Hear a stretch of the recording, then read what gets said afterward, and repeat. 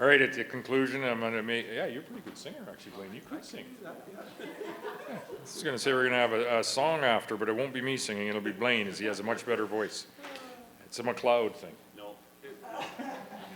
Anyway, welcome, and it's so great to be back in Moose Jaw, and a great day to be in Saskatchewan. We have with us, of course, your candidates for the Saskatchewan Party for the city of Moose Jaw. We have Tim McLeod and Megan Patterson as well. From Lumsden Morris, we have Blaine McLeod surrounding the city here. We have Arm River, Barrett Crop behind me as well. And from Regina, we have who's been our Minister of Parks, Culture and Sports, still is, I guess.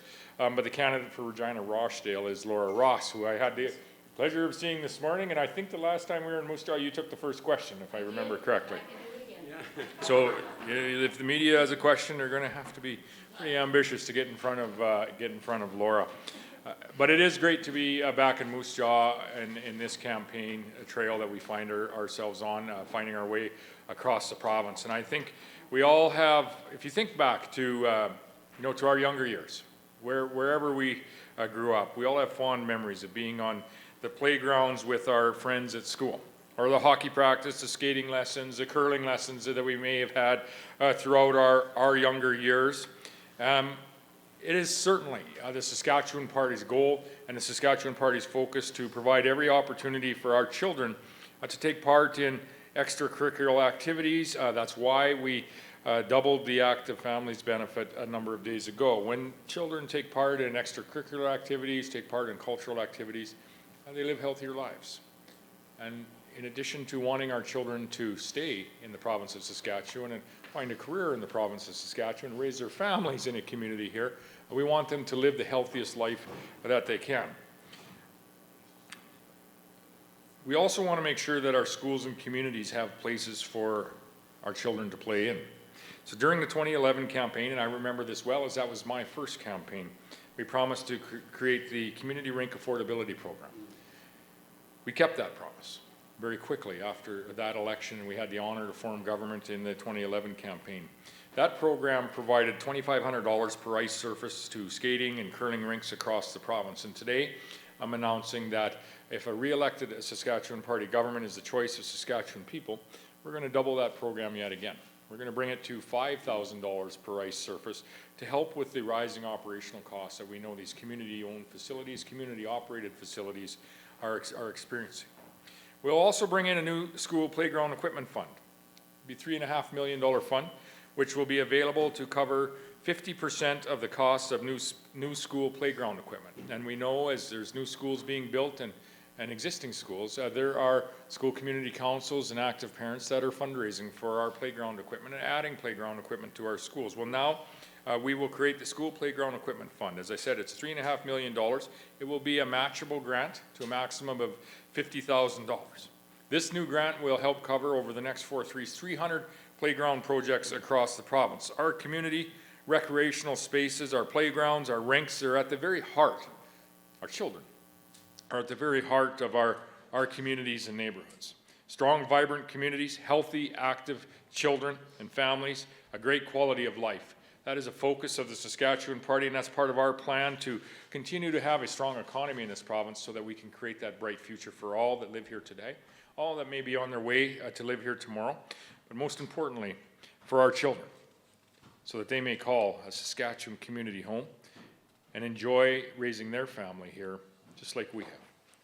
So that's the announcement today, is to invest predominantly and focus on our children and the opportunities that they have to participate in recreation activities in our community, whether it be funding our ice surfaces or helping with some of the increasing costs that we're seeing in our ice surfaces, both curling, skating, and hockey surfaces, but also to help our parents that are fundraising and working towards expanding or new playgrounds when it comes to the number of schools that we're building, which is 28 today that are either under the planning process or recently built or are in the construction process. A significant number of schools being built across the province.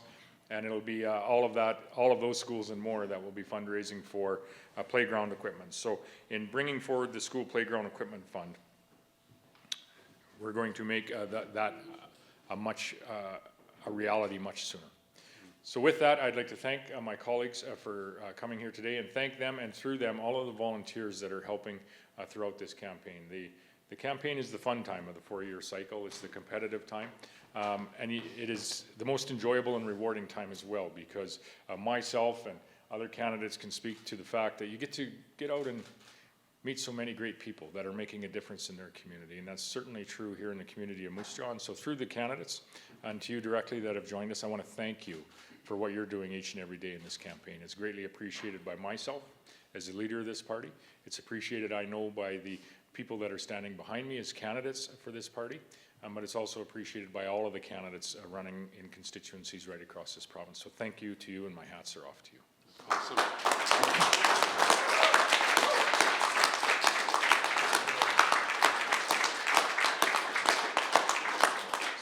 So after Laura asks her introductory question, you can go to the media, and tongue-in-cheek a little bit. Any questions from the media?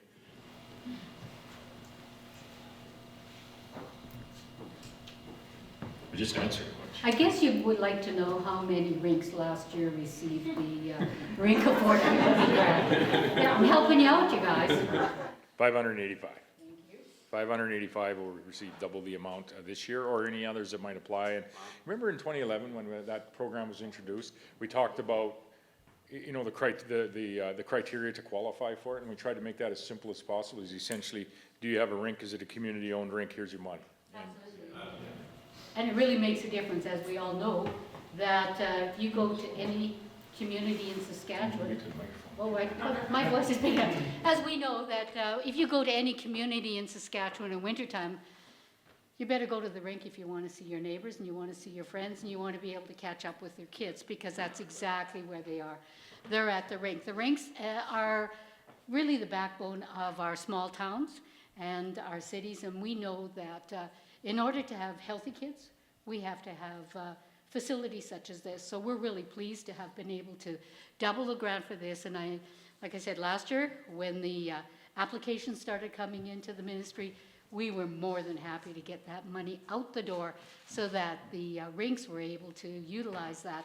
We've had an opportunity to go and visit a number of these rinks that had, I think we came and saw Blaine over in Lumsden. And there's, again, a good opportunity to be able to visit with the people who directly were impacted by the money that was injected right into their rinks. What's the reason behind wanting to invest in playground equipment? To make it more possible for communities and parents that are fundraising for playground equipment for their schools that are being built, which is part of the agreement, is that the playground equipment is fundraised locally.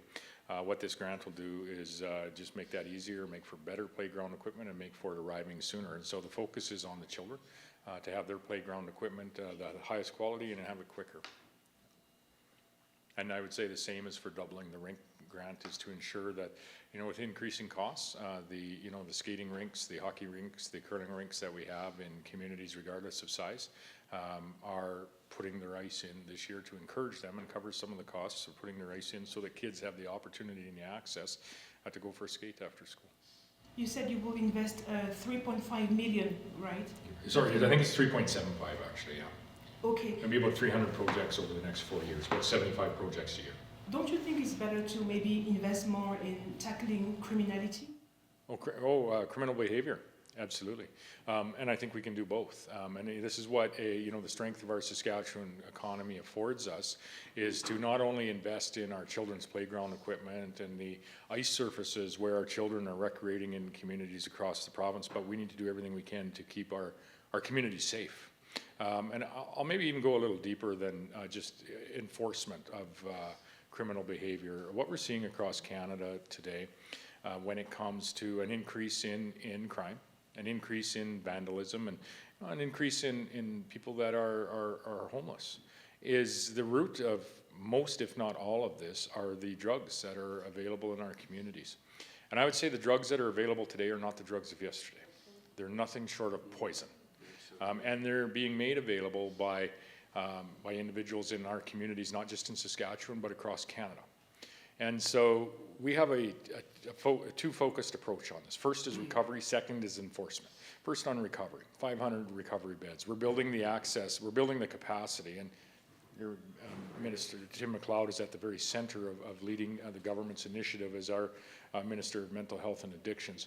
We're building the capacity with those 500 intensive recovery beds to ensure that we're giving every person that may have unfortunately succumbed to a life with addictions, which is no longer a community away. It's in our communities, Moose Jaw and Shellbrook where I live and others. And it's impacting our family and it's impacting our friends all too often. And we owe it to them as a government to provide that recovery opportunity. And so the capacity is being built out by Tim McLeod.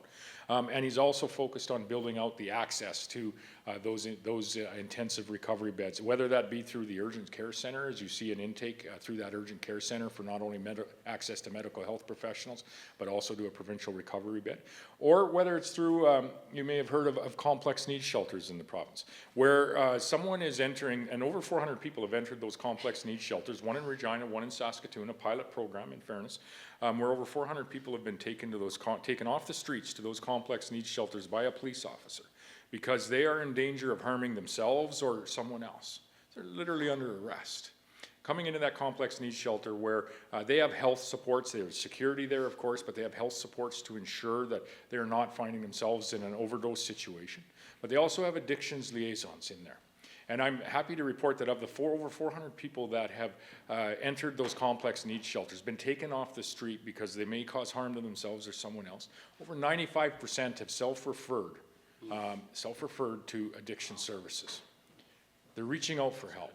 And it's incumbent on us as a government to be able to provide that capacity and that intensive care to, as I say, which is those individuals are no longer a community away. We know who they are. They're our friends and our family members in the communities where we live. And I would like to just publicly thank Tim McLeod for the work that he's doing in expanding the capacity, expanding the access, and ensuring that Saskatchewan is on track to delivering our 500 intensive recovery beds to communities right across this province, partnering with communities, partnering with Indigenous communities. MNS have had discussions as well as others. And so Tim, thank you very much for your efforts and initiatives and leadership on that file of mental health and addictions treatment and making that accessible to Saskatchewan people. The second piece is back to the people that are providing this poison to our friends and family and to the people that live in our community. We need to get the drugs out of the hands of the drug dealers, and we need to get the drug dealers out of our community, and that's where enforcement comes in. And this is where you're going to see a significant divergence between the platform that the Saskatchewan Party is putting forward and the platform that the NDP are putting forward. First, ours is fully costed. Second, since 2011, we have added 192 RCMP officers into our RCMP force across the province. Recently, we have committed to another additional 180 RCMP officers into our Saskatchewan communities that are serviced by the RCMP, which in turn keep all of our communities safe. In addition to that, 100 municipal officers have been committed to, how many, 9 in Moose Jaw? Eight municipal officers, provincially paid officers, not municipally paid, provincially paid officers will be coming in the community of Moose Jaw to enhance the enforcement that the Moose Jaw City Police provide in this community, but 100 across the province. In addition to that, the Provincial Marshal Service, which will be 70 highly qualified police officers that will then be based out of Prince Albert, but will have 9 locations around the province and are there specifically to support our RCMP force, support our municipal police forces by coming in and 10 and 20 and 30 deep, and presence does equal prevention, and to support those police forces in ensuring that our communities are safe and that a family in Moose Jaw or a family in Regina or a family in Saskatoon or a family in any rural community has the ability to go out with their children to the park or for a walk after supper and feel safe in the community where they live. And so enforcement is part of this, but the focus is recovery, access to recovery, building that capacity to recovery, and then pushing people along so that the best place for them when unfortunately they may have had a mental health crisis or have unfortunately entered a life of addictions is that we have recovery centers for them, and that's where they want to be, not in our streets. So 2 hours ago, the NDP held a press conference here in Moose Jaw. And so we were there, and basically they said that over the past few years, during your mandate, the community in Moose Jaw has been complaining about rising insecurity, criminality, and that they said that you don't seem to be listening to their complaints, and that they also said, sorry, that the marshal service is a waste of public funds. They said it will cost 40 millions. So far, 14 millions have been used. What do you have to say to that? We're taking an all of the above approach. More RCMP officers, more municipal officers, and a provincial marshal service to keep our communities safe. Again, the focus is on investing in those recovery beds and access to those recovery beds. The source and the scourge is the drugs, and we need to provide those recovery opportunities. I said this was a very different plan. 500 officers since 2011, 500 intensive recovery beds committed to by the Saskatchewan Party versus an NDP party that's going to cut police officers and going to offer to buy people a doorbell camera. It's laughable. It's laughable, and the people of Saskatchewan will not be fooled into thinking that a doorbell camera in any way is going to keep your community safe, and it's going to allow you to take your children or grandchildren out for a walk and feel safe after supper, wherever you might live. And so it is absolutely, I say this tongue-in-cheek, but it is absolutely hypocritical of the NDP to come out here and say that they have in any way a plan that is going to keep the people of Moose Jaw, the people of any other community safe by installing doorbell cameras on their homes. Further to that, their entire plan is not costed, and it has a $3 billion hole in it, so it's not even real to begin with. They have a $1.2 billion hole in their education platform. They have a $685 million hole in their health platform. And they picked $800 million out of thin air and added it to the revenue line. They say Saskatchewan doesn't have a revenue problem, it has a management problem. Well, why are you making up $800 million of revenue and putting it into your platform if that's what you truly believe? Not even a U of S economist who's been on the news night after night can find where the NDP found that $800 million. And so they need to explain first where the $3 billion missing dollars is. They need to explain second how a doorbell camera is going to keep anyone safe in this province. What is going to keep people safe are more police officers, 500 from the Saskatchewan Party, and ultimately what is going to offer people, if we can agree that the very source of the challenges that we're having in our community is drugs and the poison that is being made available to our children and to our friends and to our family members, wherever we might live, we need to provide them, and we owe them the opportunity to access a recovery space. And Tim McLeod has been at the very center in leading that initiative on behalf of the government of Saskatchewan, and we're going to do more of that if we have the honor to form government on October the 28th. Hear, hear.